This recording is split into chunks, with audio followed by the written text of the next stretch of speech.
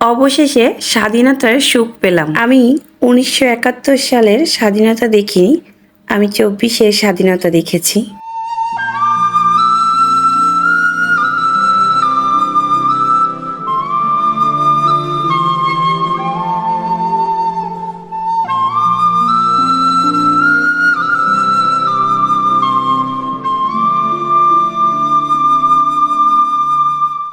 আসসালামু আলাইকুম, আমি আয়েশা, বাংলাদেশি ব্লগার মম আয়েশা চ্যানেলে আপনাদেরকে আরও একবার স্বাগত জানাচ্ছি।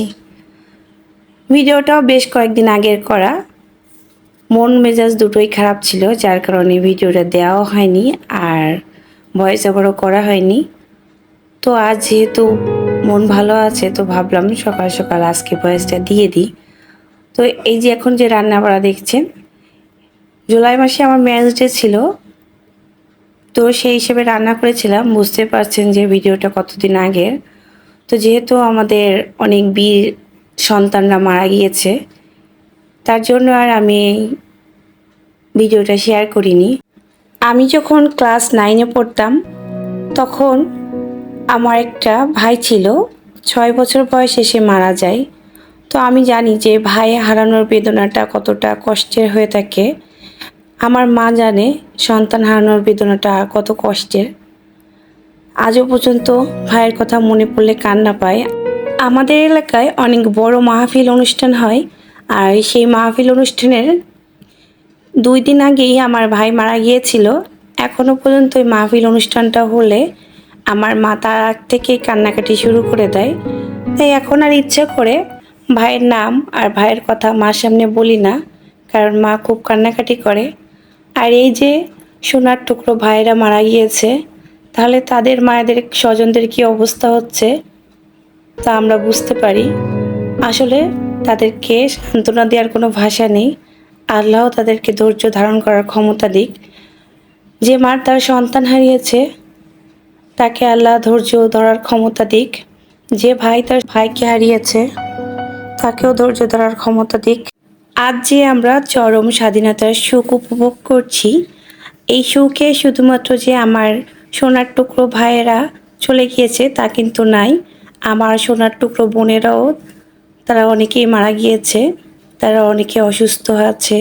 এই আন্দোলনে নেমে তারাও কিন্তু যোগদান করেছে, তাদেরও অবদান আমরা ভুলে গেলে চলবে না। অনেক হলো আন্দোলনের কথা, এখন আছে স্বাধীনতা যেহেতু পেয়েছি, এখন স্বাধীনতা রক্ষা করাটা কঠিন না তার থেকে বেশি। তো আমরা চেষ্টা করব কারো জানমালের ক্ষতি না করে সবাইকে একটু সহিষ্ণুভাবে থাকার, আর সবার সাথে বৈষম্য বিরোধী যে আন্দোলন ছিল তাতে কিন্তু সকল শ্রেণীর লোকেরা ছিল, তাই আমিও চাইব আমরা আশেপাশে কারো ক্ষতি না করি। এটা আমার ম্যারেজ ডে উপহার বলতে পারেন, কারণ তখন তো দোকানপাট সব কিছুই বন্ধ ছিল। ম্যারেজ ডে উপলক্ষে তেমন কিছুই নিইনি। যখন একটু স্বাভাবিক হয় পরিস্থিতি, তখন আমি এটার খুব প্রয়োজন ছিল। আসলে বাসায় কোরবানির মাংস ছিল, তো আমি বলেছিলাম একদিন যে বিফ সিজলিং করলে কেমন হয়। তো যেহেতু বিফ সিজলিং করার জন্য এরকম একটা প্যান দরকার হয়ে থাকে, আর সেটা আমার ছিল না। পরে এটাকে বলল যে চলো, যখন স্বাভাবিক হলো পরিস্থিতি তখন এটা কিনে দিল, আর বললো এটা তোমার ম্যারেজ ডে গিফট ভেবে নিও। তো ছেলে পেলে অনেক দিন ধরে বন্দি ছিল, আর আমাদের ইন্টারনেট কানেকশনও বন্ধ ছিল, যার কারণে আমি বাচ্চারা খুব একঘেয়েমি হয়ে গিয়েছিল। তাদেরকে নিয়ে যখন একটু স্বাভাবিক পরিস্থিতি ছিল, তখন আমরা একটু আমাদের যে খুলনাতে, সেখানে বাচ্চাদের জন্য কয়েকটি পার্ক আছে, সেই পার্কের একটা পার্কে আমরা গিয়েছিলাম। মেহুল পিলকে নিয়ে এই প্রায় 3 থেকে 4 মাসের বেশি বাইরে যায় না। তো ওরা অনেক দিন ধরে বায়না করছিল যে এই পার্কটাতে যাবে।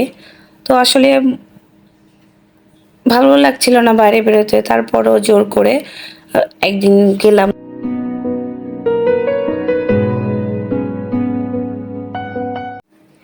আমাদের খুলনায় যেহেতু খুব একটা পার্ক নেই, যার কারণে বাচ্চাদেরকে খুব একটা যে কোথাও কোনো বাচ্চাদের পার্কে নিয়ে যাব সেই পার্কে যার মতো অবস্থা নেই। তো এখানে মাঝে মাঝে যাওয়া হয়, আর কস্টিং একটা অনেক বেশি, যার কারণে চাইলেও ঘন ঘন যাওয়া পড়ে না।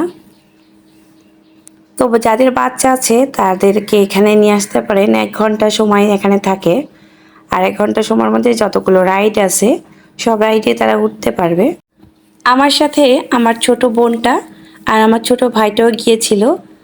তো আমার ছোট বোনটা ওদেরকে সব রাইডে ওঠাচ্ছিল, তো আমি বললাম তুমি ওদেরকে তাহলে একটু ঘোরাও আর আমি এই ফাঁকে একটু ভিডিও করে নিই। যেহেতু বাইরে আমার খুব একটা ফোন ব্যবহার করা হয় না, আর আমি এভাবে পারিও না, তাই খুব একটা ভালো ভিডিও করতে পারি না।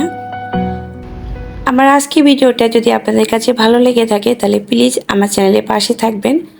আর আপনি যদি তা অলরেডি করে থাকেন আপনাকে অসংখ্য ধন্যবাদ। আসসালামু আলাইকুম।